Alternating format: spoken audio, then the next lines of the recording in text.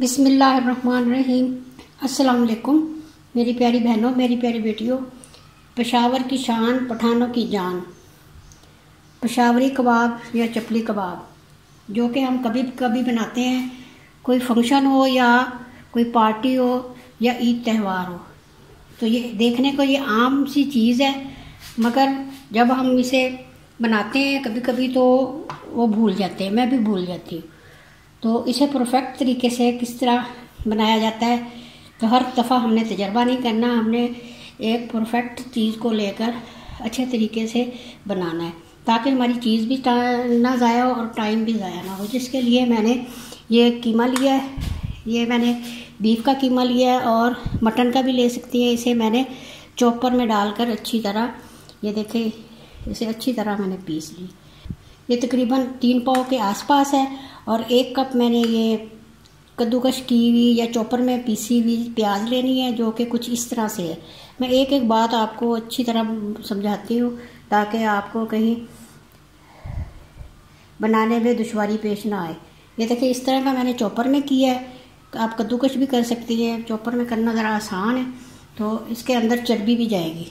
ये मेरे पास चर्बी पड़ी थी जो कि मैंने अलहदा आपको दिखाने के लिए रखी हुई है। इसमें गोल्ड स्लाइस कट किए हुए टमाटर, अदरक लहसुन की पेस्ट। अदरक बहुत कम मिकदार में जाएगा। जब हम अदरक किसी भी कबाब में डालते हैं तो वो फट जाते हैं, कोफ्तों में डालेंगे फिर भी फट जाएगा।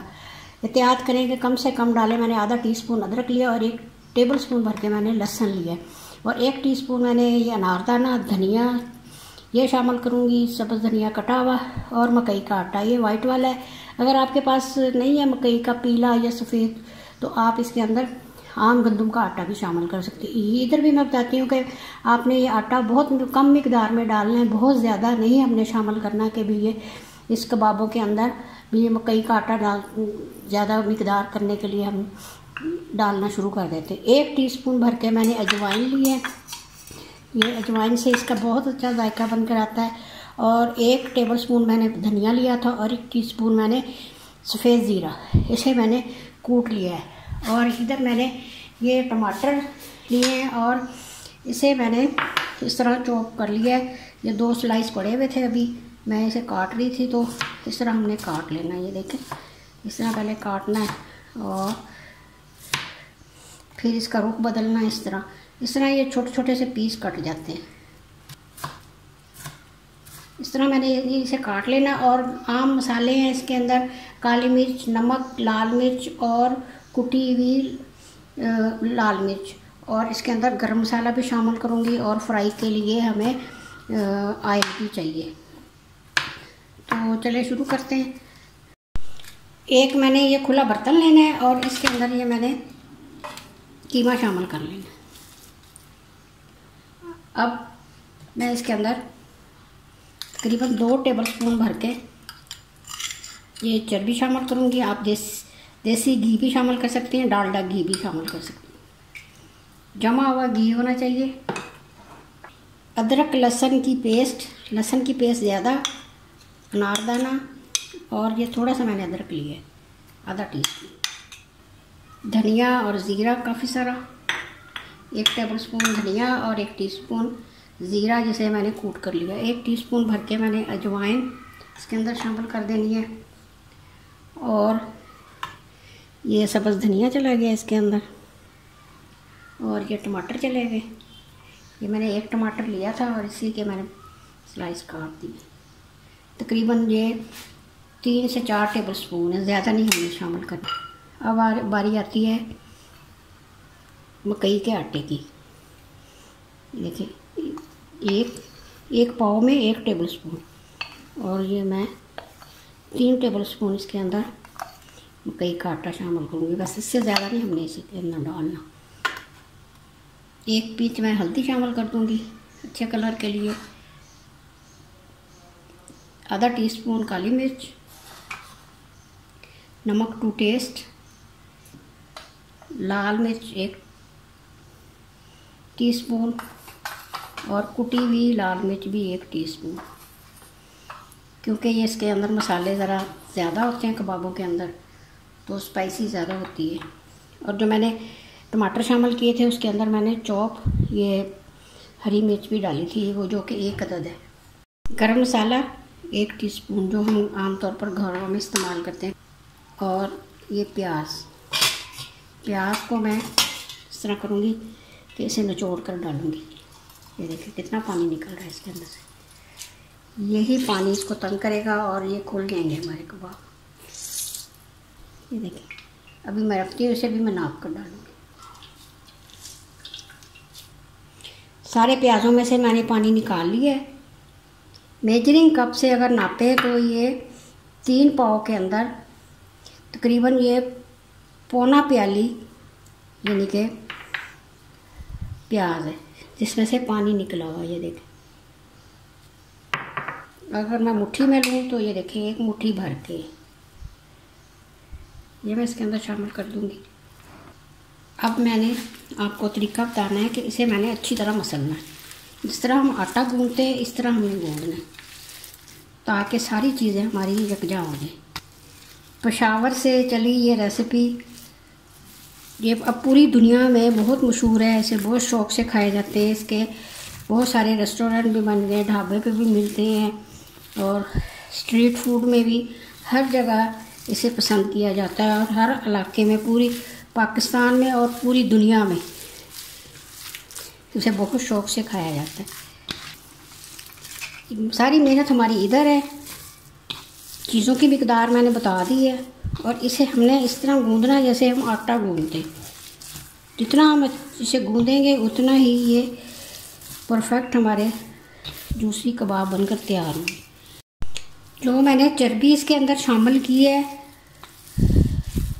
वो मैंने दुम्बे की चक्की की ली थी और इसे मैंने किस तरीके से बनाया है इंशाल्लाह अगर ज़िंदगी रही तो बकरा ईद पे मैं आपको इसकी रेसिपी दूंगी कि इसे हम बनाकर किस तरह साल भर इस्तेमाल कर सकते हैं। ऑयल और आर्टिफिशियल घी से तो ये बहुत बेहतर है।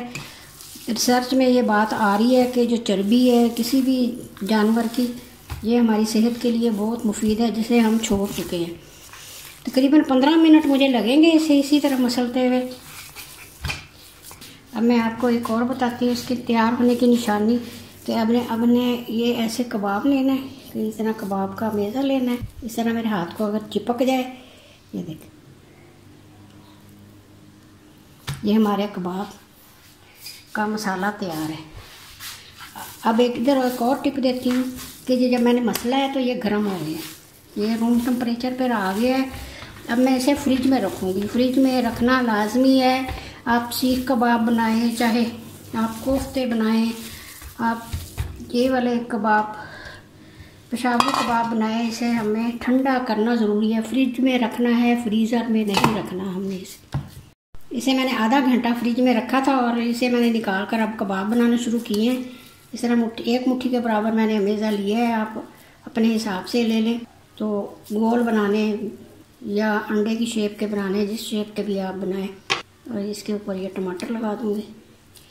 इस बात का आप ध्यान रखें कि आप ये ना सोचें कि ये शिलिंग नहीं होंगे, ये इतने कितने रहेंगे। ये शिलिंग ज़रूर होंगे, इसलिए हम इसे जितना भी पतला कर सकते हैं पतला कर दें। इस तरह मैंने ये बना लिए। इसी तरह मैं ये सारे बनाकर तैयार करती हूँ। 3 पाव अमेज़े के अंदर मैंने तकरीबन ये 10 अदद कबाब तैयार किए हैं। ये 2 का बच गया है, ये फिर बना लेंगे। एक मैंने तवा लिया है, लोहे का तवा लें, मोटे जिस्त का, और इसके ऊपर मैं ऑयल डाल दूँ।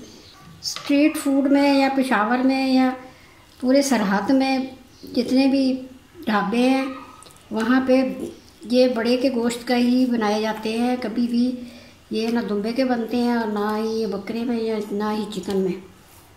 हम घरों में इस तरह कर लेते हैं, मगर उनके यहाँ बड़ा ही गोश्त ज़्यादा खाया जाता है। ऑयल को मैंने गरम कर लिया है और ये मैं उसके ऊपर इस तरह रख दूँगी सीधे।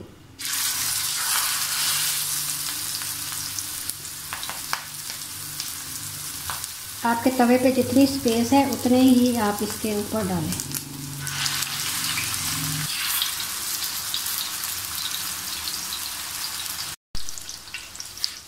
इसे मैं उठाऊंगी चम्मच से और थोड़ी सी सपोर्ट दूंगी ताकि मेरे ऊपर छींटे भी ना पड़े। जब हम एकदम से गिराते हैं तो हमारे ऊपर ये छींटे भी पड़ जाते हैं।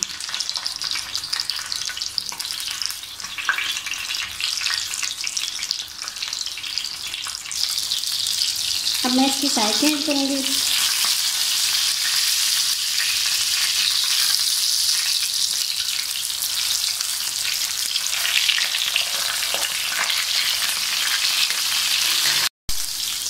पेशावरी कबाब कभी भी गोल नहीं होते, ये देखिए जिस तरह इसमें से कटे फटे होती हैं किनारे, इसी तरह के होते हैं। अब मैं इसे उतार लूँगी। ये छोटी छोटी मैं टिप आपको बता रही हूँ कि ये एक बराबर नहीं होते कभी भी।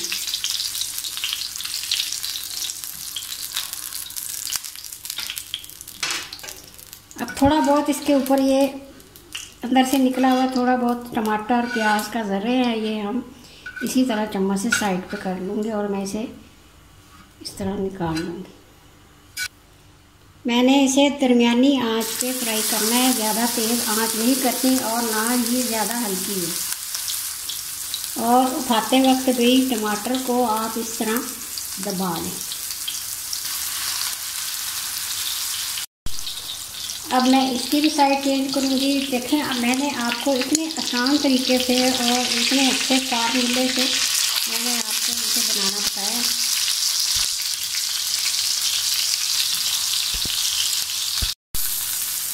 अब मैं इसे उतार लूँगी।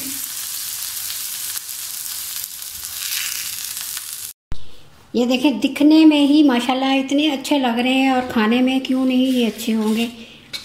ये देखें, ऊपर से क्रिस्पी और अंदर से जूसी। अब मैं इसे तोड़ के दिखाती हूँ। ये देखें,